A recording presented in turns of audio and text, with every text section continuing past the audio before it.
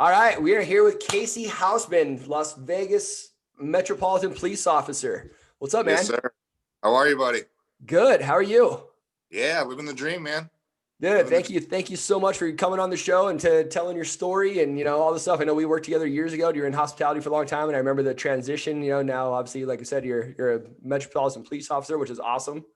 Yeah, man. Yeah, thank you for having me. It's a pleasure. No, this was great.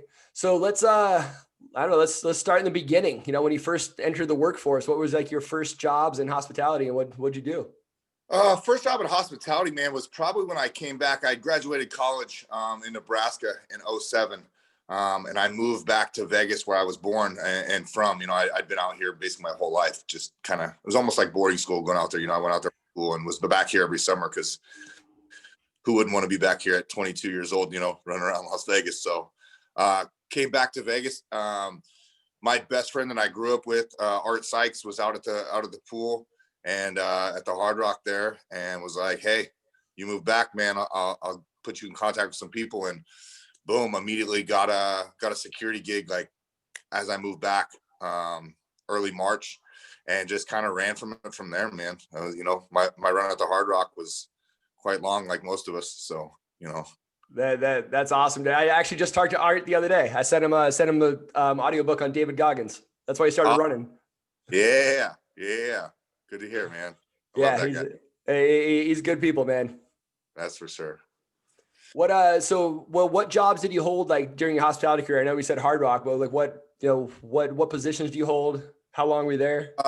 I started in security, and then we'll just be honest. If we want to be blunt about it, security kind of got pushed out of the tipping pool as the host, and that scene kind of evolved. Yeah, I was trying to towards that tail end of it. I never got to see the side where security was the host and security walked everybody in. I was kind of right at the transition point for hosting coming in. So seeing what everybody else and knowing everybody else, I kind of went from security and transferred into cabana attendant, and left here, went to San Diego with a couple of our good friends that went and opened some nightclubs out there in San Diego, went and worked for them.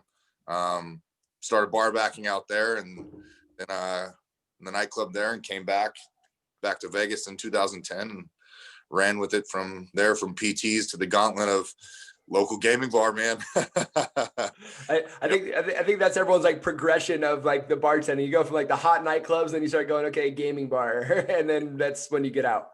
That's that age thing. I think as you start to look at it, and it's sad to say it, but as we start to, get older and understand, I can't keep up with the nightclub anymore. I'm not doing that lifestyle anymore. And what better way to come out to a local gaming bar and sit and relax and, enjoy your time with the customers instead of, screaming with earplugs in across a 6-foot bar where you don't know what the heck they're saying. So.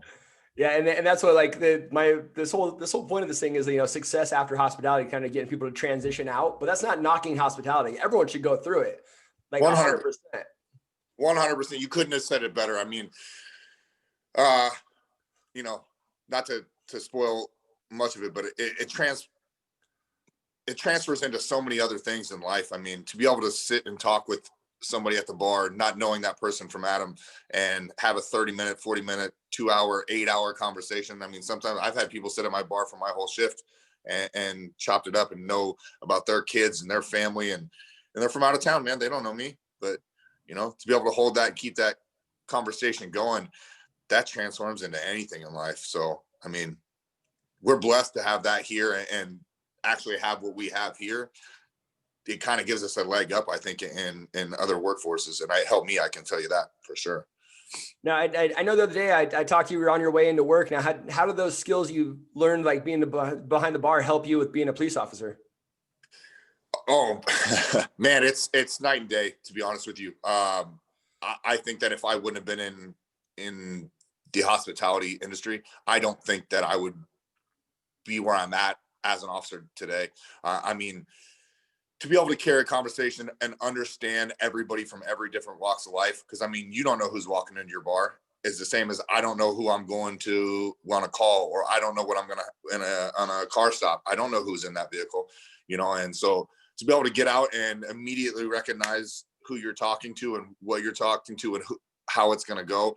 And to be able to transform. I mean, you know, as much as I do and anybody in the industry, we're chameleons, man. You have to literally think on your feet within seconds of how you're going to answer a conversation to either make more money or less money, you know? So, I mean, that kind of transforms into us. Not that I'm, you know, I don't want people to think that I'm taking money from someone on my other job, but as far as thinking on your feet and being able to talk to somebody, I mean, gigantic. So sorry about that. If we got cut off there on my back. No, yeah, you're good. So yeah, it's huge. It's huge. So I know, like, so obviously, you know, being security in nightclubs and being bartender in nightclubs, you've dealt with a lot of crap. So you think, like, obviously you've dealt with, you know, how to de-escalate situations and all that kind of stuff. I think that transitioned as well when you deal with the drama, like on Las Vegas Strip. Most definitely. Most definitely, you know, and you hit it on the head. I do work back on the strip as an officer. So I am dealing with the same demographic that I was, whether I was doing security, whether I was bartending. So I'm still dealing with that demographic of people. I'm just dealing with in a different light. And dealing and seeing, and, you know, I'll be honest, you know, like, you know, when you're behind the bar, you're dealing with drunk people. When you're doing security, you're dealing with drunk people. And, you know, I might be dealing with somebody that's intoxicated as well when I'm doing my stuff on the streets as a police officer. So it was a smooth transition for me. It doesn't seem forced or pressed sometimes, as I can see others, and maybe some people out there can relate to talking to an officer that maybe was a little awkward. And not that people are, it's just the kind of way it goes. You know, you either have the gift of gab or you don't. And, you know, we get that from you. You're forced to have that in the industry. So. Yeah. And that's why, I mean, I've had my run in with the law, let's say. And I've dealt with some offers. There's some, you know, you can relate and you're like, listen, man, you know, stop being an asshole, whatever. And others like are just very by the book, you know, they're very, you know, they see they don't have that gift of gab and they can't do it. So I can see how, like, you know, years of hospitality would definitely transition into that, where you can relate to people, you can de-escalate situations, you can, you know, like get to know each other and not be so just like by the book, direct, you know, that's yeah. it. 100%. You nailed it with that. You know, a lot of people are, it's just, this is what it is. Okay. And they're kind of just, in a sense, checking off boxes, what we have to do and get into it. I mean, we could do that. You could do that as a bartender too. Hey, what can I get for you? Okay. And turn around and walk off and they go, here you go, $6.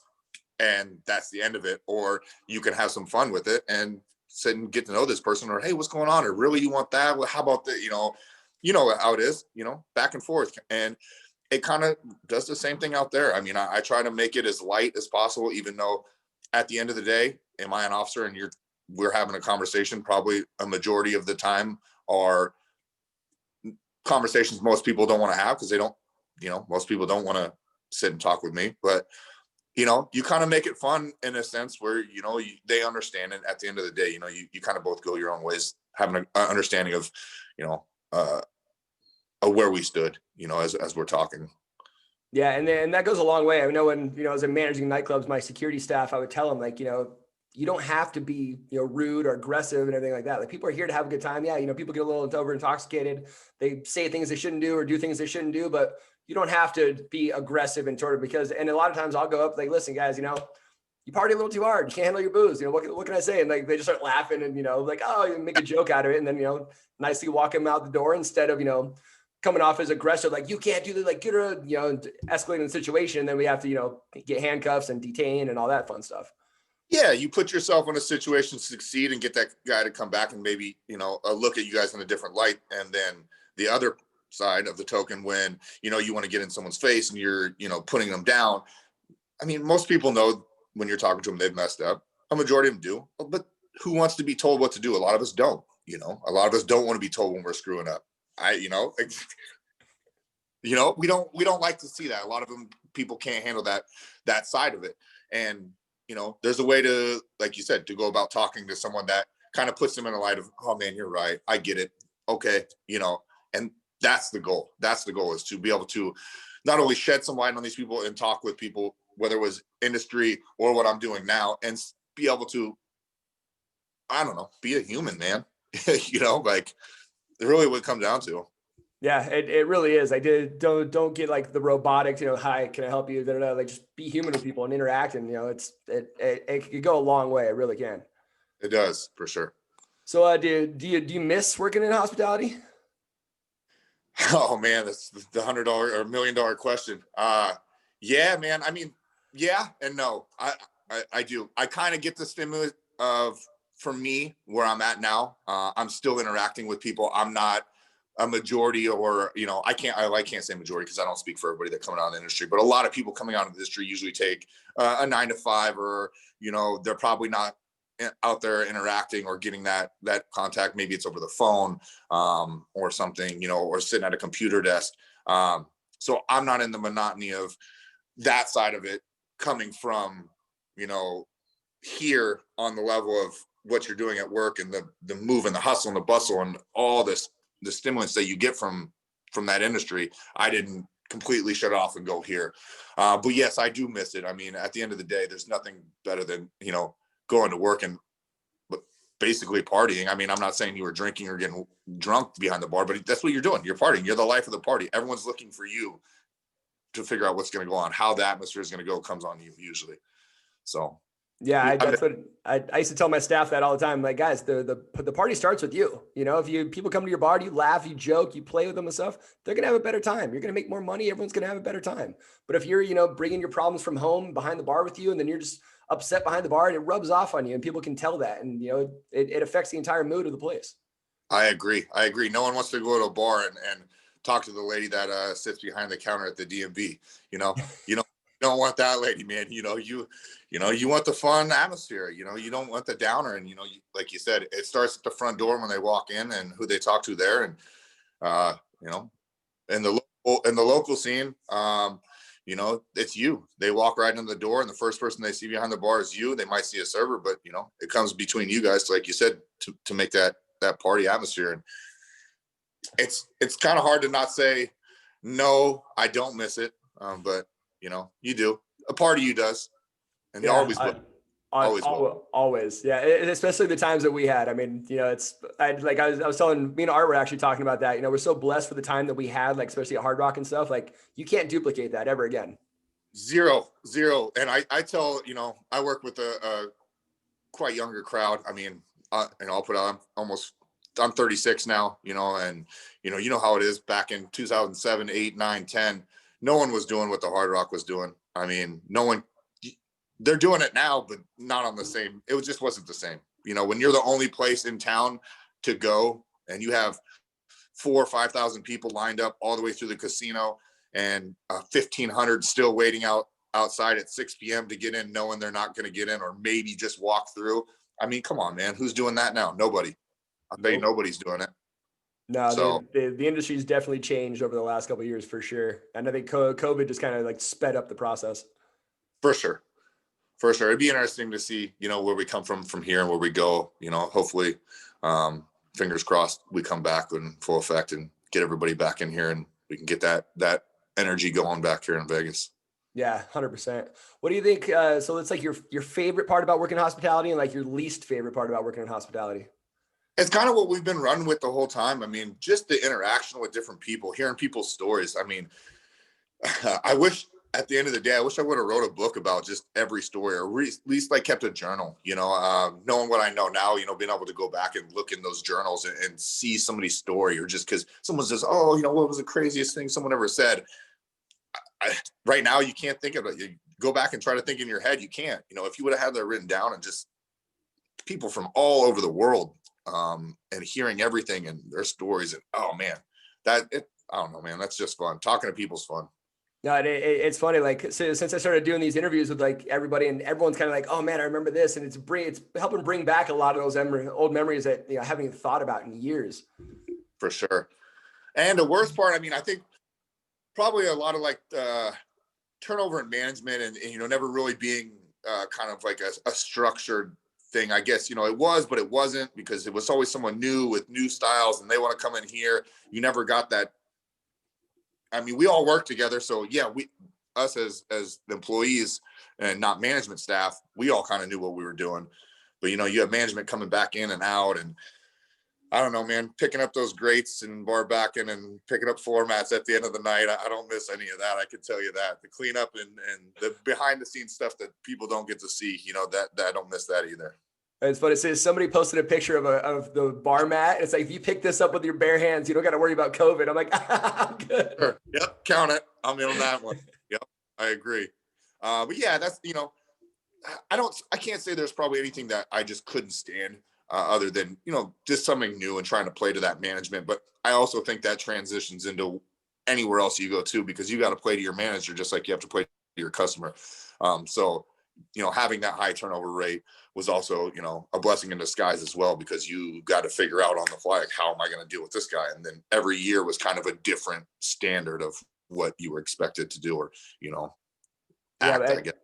Man, management and hospitality has the highest turnover rate. I mean, managing bars sucks, restaurants sucks, nightclubs sucks. I mean, it's just what everyone kind of does after they've been working in it. Like, don't know what else to do. I guess I'll go into management.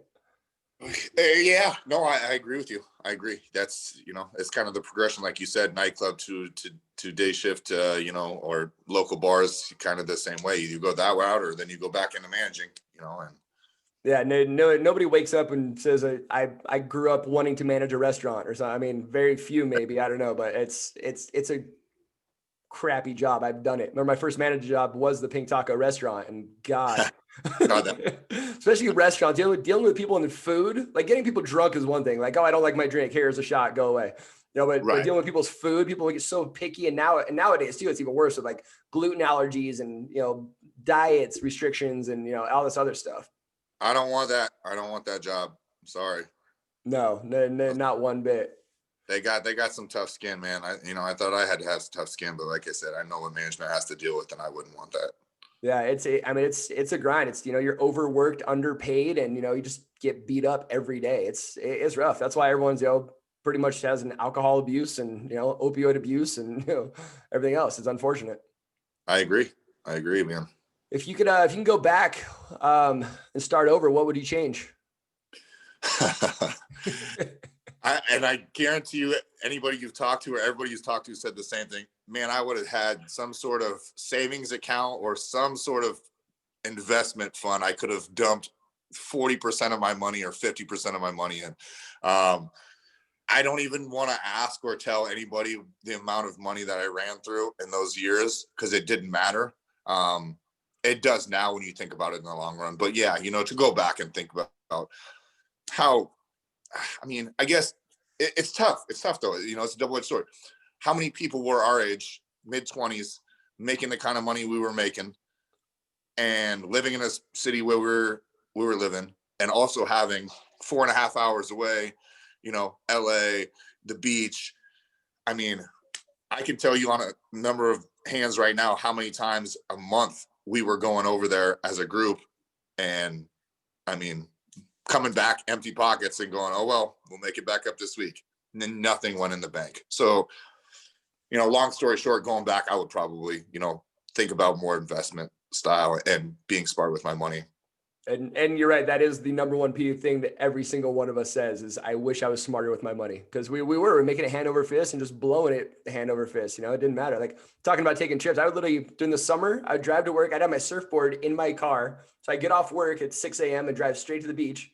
Or snowboarding season, I'd drive to work with my snowboard stuff in my car, get off work and drive straight to Mammoth, straight to Big Bear, straight to Bryan Head, straight to somewhere. Same, man. I hear you. It was always something, because why wouldn't it? If you got 4 or 5 guys, like you said, you had a fistful of cash in one hand and it was flying out the other hand as fast as you could get it. We had to do something. You think about it, and it relates back to kind of what you're doing, and how I would say from a majority of people looked at what they do for a career and what they do when they're off work, kind of correlates with where they're at and what they're doing. When you're working here in a level of here in the industry, and it's party, holy cow, and bottles and all this, and people are throwing money around, the first thing you want to do when you get off and you got your money is emulate what you were in, which is weird. I don't know why we use that concept, and if it's just something that we see and we have to emulate. But I don't do that now. I'm not doing that now. So it had to be something to do with being in that and being around that made you want to go do that, I think. Yeah. You think about it, we were serving other people, watching them have the time of their lives. And then we got off and, we had a pocket full of money. Like, I want to go have the time of my life. Like, I earned this. I just busted my butt for this. Like, let's go blow off some steam. For sure. especially when you knew you were going to make it back the next day. And, it was stupid. The mindset I had was, oh, I was just even. Oh, I'm just even. I never thought about going up. It was just, if I could stay even, I was winning. And that was like, that's just the dumbest mindset I could think of. Like right now, I just want to go back and smack myself. Yeah. At But 23 years old. Like, what are you thinking? and how many times did you say or hear, I guess I worked for free tonight? Yes. Yeah. Oh man. That was the bad part about us in Vegas. I bartended in California. Everything closed at 2:00, so it was done. You couldn't go anywhere. Like we go to like Denny's or something, or a house party where you couldn't spend money. But Vegas, we still have everything's open. You got after hours clubs, you got strip clubs, you got restaurants, you got bars, you got gambling machines. Like it's so easy to blow. Like I made $500. Okay, I got off 3 hours ago. I'm broke. Oh well, I'll make it back tomorrow. Who cares? Yeah, and that, like you said, that's kind of the downfall living in this city, though, too. It never stops. Somebody's always willing to take money out of your pocket. And, like you said, San Diego, when I worked down there was one like speakeasy breakfast spot downtown in the Gaslight District that would like let the industry people in and lock the doors and kind of like shut everything because we could go eat and have a couple drinks after you got off the nightclub out there. Here, I mean, you could walk 10 feet into the casino and lose your money before you even make it to your car. So, it was just very easy, I guess, and that's what we did. I mean, I don't know, it's tough to think about it, but like you said, going back to the question, that's, if we could have just avoided all that, if there was some way to understand, like if I would have took even half of my money at that time, what's that, 13 years ago, if that could have made 4% on that money now, which is not a lot. I mean, it is now when you think of it interest rates, but or 4%, from then till now, I mean, you'd be set. You'd be ready to go. Yeah. And that's the one thing that, I mean, honestly, every single person I talked to, like I said, we're all guilty of it, but I mean, then you look too, you only live once, tomorrow's not promised. True. If we died tomorrow, we had a good life. I agree. I agree. It's just like you said, if you're going to go back and Monday night quarterback it, that would be the thing, is definitely being a little bit smarter. Yeah. When was like the first time that you realized that, okay, I don't want to do this forever and I want to like break these golden handcuffs of the hospitality industry? Man, I'll be honest with you, and it's sad to say, and sorry for anybody out there that may watch this or listen to this, and I'm sorry, but when you go somewhere and you see the mid 50s to early 60s bartender back there, salty dog behind the bar, just, grinding out those last, possible union job he's got at the Rio or whatever. And it was like, that's not me, man. I don't, please no. And I always set a goal. Well, kind of like an end game for me was 30. I'm like at 30, man, I'm 30. If I wake up on my 30th birthday and I'm still bartending, I'm calling my boss, I'm quitting that day. Well, that was not true. That didn't work. That didn't work. But yeah, I think it was just seeing that and just knowing the end game and knowing where you were at. I think that we all fell into the cycle back to what we just talked about, saving money. It was almost impossible mentally to get yourself out of that. You could probably do it for a week. It's kind of like the New Year's resolution, like, oh, I'm going to get this, I'm going to do this. And 2 weeks later, you forget about it. Being in the industry and even in local gaming, getting off and the first thing you do is have a drink and put 20 in the machine and 20 turns into 200. And there again, the famous quote, I worked for free. So getting yourself caught up in that, there was no end game, as we get older and family came in and, and benefits and pension and retirement and all that's not there. That's obsolete. If you do find that in this industry, man, power to you. Awesome. If you can handle doing what we're doing at, late 50s, early 60s, but that was kind of my thing, is I just didn't want to be that guy, and I hate to say it, but I didn't want to be that guy. Yeah. And then that's what, I mean, I had the same goal. I want to be out by 30. And then, 30 was like still rocking, still make great money, still having a blast. I'm okay, 35, 40, 100% tops. I mean, I think my last bartending shift, I think I was 34, 35. But then I just went into management and, rode management out for 5 years because, I was still in the industry. I just got off the bar, but now I had to put a suit on and again, overworked, underpaid, still dealing with the issues. it was rough, but I mean, it's, you know, it was natural progression of bar management, just like we talked about, until you take a chance on yourself and go, you know, entrepreneurial Yeah, spirit or get a job from somebody or something else. I hear you. Yeah, it's like you said, you know, yeah, you went to management, same shit, different toilet, buddy. You know, really at the end of the day, it's still the same. So how many times did you try to get out? Did you get out and try to get sucked back in, or was this like one and done? No, man, there was multiple times in and out. I actually, through the security world, I made some great contacts. You know, one of my best friends out here, Steve Carl, love that dude. Jeremy Vox is another one. Those guys kind of stayed in the security world and never went into the hospitality side like we did. We're fortunate enough to, you know, make a name for themselves, you know, out there, and kind of brought me into that when I was telling them I went out of the bar scene.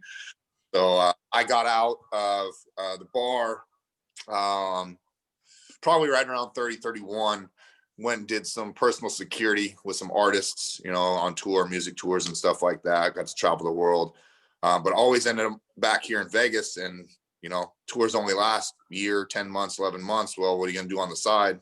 Right back in the industry. And I mean, you know, if you ever get a chance to talk to Steve, you can see this. He did the same thing. You know, I believe he went from, you know, personal security back into security in the nightclubs here in between time. So it was just such an easy thing to fall back into. I mean, you just knew it. It's kind of like riding a bike. You know, once you bartended, you can just jump right back in there. You could be gone for 2 years and it's just boom, you're right, you know, right in it. Unless you're fine dining, making, you know, some fancy old fashioned or chocolate martini or something, you know, but I can never take. I've heard the stories like those are great jobs. You can do those forever. Like you making, you know, 12 drinks in a night or something. I couldn't do it after going like the fast pace that we had. I couldn't sit there and just, you know, twirl my thumbs, wait for somebody to order a martini or a old fashioned or something.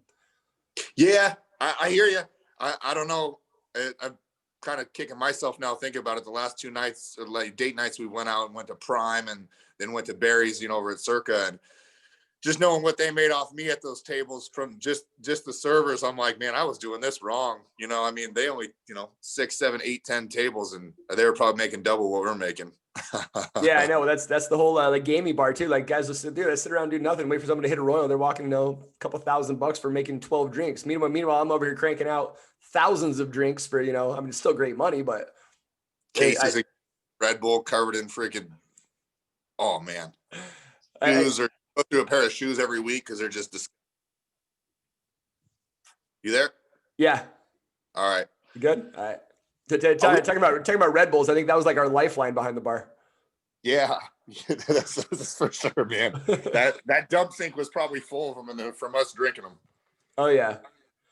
What do you think your time frame was from your first thought that I don't want to do this forever to actually like being able to resign and be done? Um, Probably around, I want to say 4 years, because like you said, 30 was about that time. You know, I was like, I'll cut off time. I gotta stop this. And then I believe, I want to say somewhere around 34, 35 was when I actually got completely out. I'm done. You know, wine key and everything's getting put in the dust bucket and it's over with, you know. I'll probably say it was about 4 years, to be honest with you. That's funny talking about the wine key. I remember throwing my bottle opener down San Diego and Gaslamp down the street, going, "I'm done, never again." Just hearing it go ting ting ting ting. Yeah, that's like you said. That's like that one thing, that staple you had every single day. So it was like that was your, you know, that was your a way of, I'm saying I'm done, man. I'm over it. It's over with. That's you throwing the papers in the office and walking out. Yeah. Well, the funny part is I had to go buy another one because I ended up bartending after that. So makes sense. I'm sure you didn't have 4 of them. I'm surprised you didn't have 4 of them in the house somewhere. I did. I like the nickel plated ones. I like those a lot. Yeah, you look in any drawer, there's 2 here. I probably got 1 in my car still somewhere. They're always on deck, ready to go.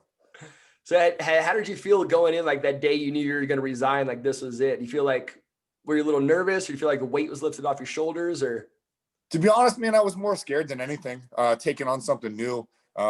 It's tough when you're in that industry and that's kind of all you know for that amount of years, especially for me. You know, I graduated college and kind of jumped straight into it. So I didn't have much, you know, I held some jobs in high school, you know, roofing and stuff, and did some, like, you know, detailing at a dealership or something, in between my college classes, and, something to just make some extra scratch for some natty light on the weekend or something. But, like, it was kind of scary because that's all you knew, yeah, I'd like to think myself as a pretty, smart gentleman. I graduated college, so I had to have some sort of brains, but, you lose that as you just get into the industry. And that's kind of what we were stuck in, and so to jump out of that was awesome and be like, yes, you're excited, but you're also like that nervous, excited, of starting something new.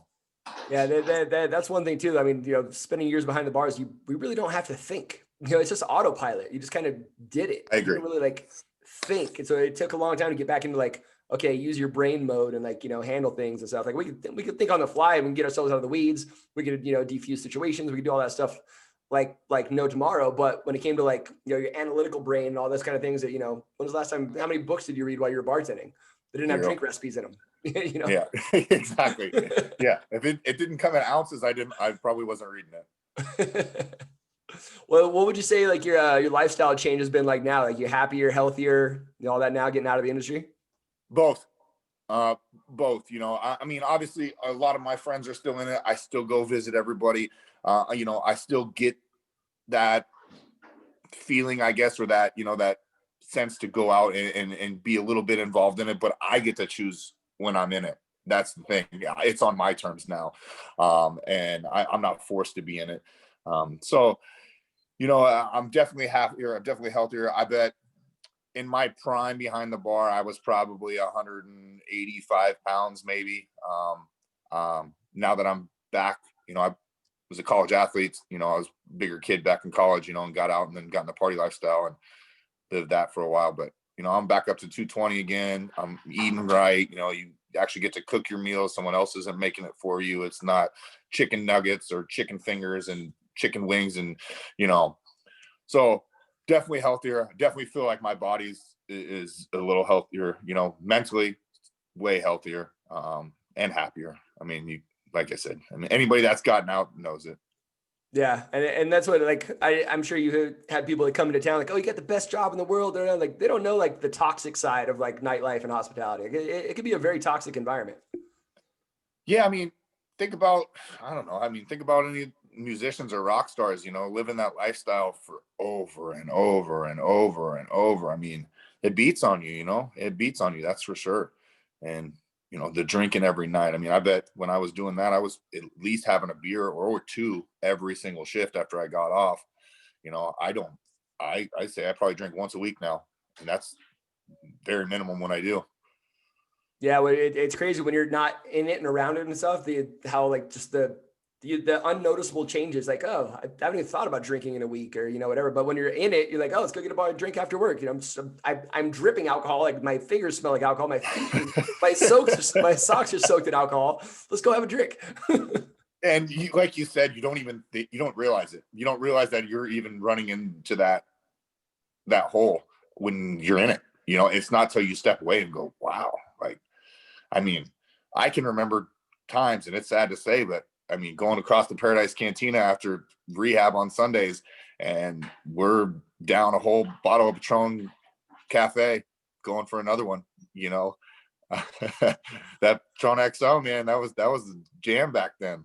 Yeah, I got a story that I'll tell you about that after after this. I haven't had it since. I can imagine. It'll do that to you. It's a creeper. Oh yeah, it crept up on me one night and smacked me pretty hard. Uh-oh. What's some advice you can give to other people looking to get out of the industry? Man, just set yourself up. You really just got to look ahead. I mean, if anyone's thinking they're just going to drop it and jump out, especially where we're at nowadays, and what we're going through, over this last year and a half, you're going to need to prepare yourself to get out. You got to make sure you're set to jump back into something. I think a lot of us are just so anxious to get out. We're just like, screw it. And I think people just leave and aren't really prepared. And then that's why you find yourself back in it, because you're like, oh man, 2 months here. And jobs are tough, man. It's tough. Like you said, what do you put on a resume when you've been doing it for 8 years and you want to go get out of it and get into something different? And say you even got an accounting degree, you might have an accounting degree, but you haven't used it in, I don't know, 5, 6, 7 years, and you want to go get an accountant's job. and you take in a resume that says Hard Rock Beach Club and Encore Beach Club, and I mean, think about that. Like someone looking at that on paper without talking to you, that's pretty detrimental, especially if you're not face to face with that person, being able to explain it and hear him and him hearing you talk, because we all have it. We can all talk our way, like you said, out of the weeds. So he might be like, so you're telling me you've only done, and you just fire right back, and you're, next thing you know, he's like, okay, you're hired. But without that, I think that resume, not saying anything bad on the industry, but if you want to get out into a professional business industry, I think most people would look at that and go, man, you don't have much experience in this. Well, then you got the people who, they spent all that time getting a 4-year degree to be like, say, an accountant, for an example. Then they realize, okay, I spent all this time in college, I bartended through college, made good money. I got this degree, but I'm going to go quit bartending where I'm making 80, 100 grand a year to go be an accountant for 50, 60 grand a year. I'm like, so they stick in it thinking, they have, I have a degree. Oh, wait. But then, like you said, 5 years go by, 10 years go by, 15 years go by. Okay, that degree is pretty much irrelevant because everything you learned those years ago is done, changed, gone, evolved. For sure. And I agree with you on that one. And that's a big one. I took a step down, as far as cash, but I also didn't stretch myself out like a lot of people did. I mean, well, I'll just be blunt, and people can, think of me however I want when I say this, but, a lot of people stretch themselves out with houses and cars and, things that did you really need at the time, but do we want? Yeah, man, you wanted them and they're awesome. But like you said, when you go to get out, can your lifestyle still sustain what it did before? And I bet a lot of people now, even with everything that's going on, are probably struggling. And it's sad because, that's what what the industry has done to us mentally, is put us in the situation to be in that. And I don't think it's anyone's fault. I think it's just the industry itself, man. It's a monster. Yeah, I was talking to somebody the other day actually, and they said, when they left, they like, I couldn't turn the spending off. Like they went from making 100 grand a year to their first salary was like 35,000 a year. It's like, I couldn't turn the spending off. So they had to, go BK and everything else. And, now they're dug out of that hole, years later, they're, doing great, but it was a dip. And that's what everyone says, the famous last words in Vegas, especially, one more season, one more summer, one more year. And then, 3, 4, 5, 10 years go by. And nobody wants to make that jump because it is going to be a pay cut. Like majority of the time, you're going to make that pay cut. I talked to somebody. More often than not.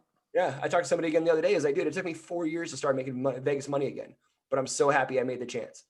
And that's the thing that I think that, like you say, when you do want to transfer in this, it's the long run for us now. It's not the short term, one more season. You're looking at 10, 15 more seasons when we're out, and out of the industry. My goal now is retirement. I'm already looking towards retirement. I'm setting myself up towards my retirement. So when I am, done, or decide that I want to be done working, I'm taken care of, and that's where we don't think about that in that industry, like you said, and you're not thinking forward. You're thinking 6 months to a year, or, oh, this industry's over. Okay, cool. I'm gonna go hang out in Europe for 6 months, and I'll come back and we'll do castings, and then, get out of the pool and run from there and figure it out. And so it's just preparing, man. People got to prepare themselves for everything. Like you said, the money, the longevity, and just setting themselves up for the end game, that we didn't really set ourselves up for in the industry, I think. And everyone listening, if you're listening to this or watching this, think about that. we have experience. Don't do as we did. That's why we're trying to help you put some money away. Yeah, I am digging myself out of that hole, for sure. And like you said, it just would have made everything so much easier if we would have done that while we were there. So like you said, anybody listening to this or watching this, like, just prepare, man. I mean, it's just, I know it sucks to hear it. Everyone's hearing it. It's just like when your parents are telling, oh, you got to get a good job with this and good job with this. And you're like, yeah. Okay. And now you have the things that they told you should be doing. You're like, dang it, I wish I would have done this when I was 21. Don't be that guy. Don't be it. Do it. Listen to us. Yeah. Saving money is not sexy or fun, but it's something you should do. Yeah. When you're our age, it is. It is now. So what made you want to transition into being a police officer? Was that something you always wanted to do, or? To be honest, I think it's kind of something that just aligned with who I am personally. I've always been that guy. I've always looked into it, somewhere where I'm giving back to other people. You can ask a majority of my friends, man. I'm more apt to stick up for someone or do something for someone else before I am my own self. I mean, my laundry could be stacked up at my house and someone's like, hey, can you come help me with this? I'm like, yeah, I'm there, man. So I think that, you know, it just kind of lined up with who I was. And then, to be honest, you know, I don't want to say unfortunately, but you know, I don't know how to put this into words. It's kind of tough to even not really talk about it, but think about it. Is, you know, I would happen to be at 10-1 here in Vegas there, and you know, was around most majority of that there was when everything took place. And remember taking some people to the hospital, you know, that had, you know, unfortunately been shot while we were there at the concert. And it just kind of opened my eyes to realize like who I was and how I handled that situation, that I need to be doing what I'm doing now. And it pushed me. It was like the force that pushed me, to be honest. I'd already had applied. I'd always going through it, but it was that I'll be honest, that moment and being there was like, I'm doing this and that's it. There's nothing else. So. That's awesome, man. Yeah, I mean, that was a scary, scary night. Cause I mean, I was stuck at work downtown and listening to everything on the scanner and everything. And I knowing all my friends like you and everyone else was there. And we couldn't get a hold of anybody. I mean, you know, we're texting everybody makes here and nobody can get back to us. I mean, the chaos and stuff, it was, that was a rough night. So I mean, it's, you know, it's been rough since then for a lot of people, which is unfortunate. For sure. But, you know, like everything is going around, and we did, you know, Vegas strong, man. Everyone's strong. Our community rallied around everybody. And it's been awesome to see what came out of that unfortunate event, you know. But for me, you know, it was kind of like, you know, the force factor that really dove me and pushed me down into, you know, being an officer and going, buckle down. This is what's going to happen. You know, there's no other end game. I think a lot of people give ourselves like an out, like, oh, plan B, you know, and that was the day that I realized that there was no plan B. This is it, you know, plan A is plan A. And that's all I'm focused on, you know. And I guess that goes back to, you know, what we just talked about, you know, people setting yourself up. Don't set yourself up for, oh, I can do this and maybe this and maybe this, you know. You're going to find yourself just whirlwinding around. You know, you got to just focus and put yourself into it and go, yep, this is what I'm going to do, and go after it and get it, man. Got to burn the boats. That's one of my favorite things. I forget what the general said that, you know, they take all their boats into battle and they burn them. Like it's either you win this battle or, you know, you die. That's it. Yeah. You can't give yourself an out, especially when you're trying to juggle both. You're not fully committed to either one. So you're not going to be successful Exactly. in either one. I agree. Mindset has to be forward on one thing, you know, so. Absolutely. All right, Bo, hey, I don't want to take up too much of your time. Is there anything you want to add before we cut this off? I just want to thank you, man, for the opportunity to share my story. You know, like you said, this is probably something that a majority of people don't hear or see too often, you know, about what goes on in the industry, other than what you see on TV. And that's just not realistic.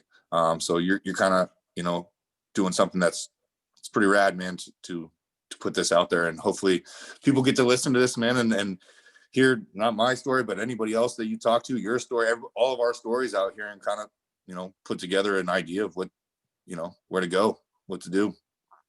Awesome, brother. Hey, I appreciate you. I appreciate everything you've done, the person that you are. I mean, you know, I've known you for years. You've always been an amazing guy. And now you're helping the community in another way too, which is awesome, man. So I appreciate you. I appreciate your time, and I'll talk to you soon.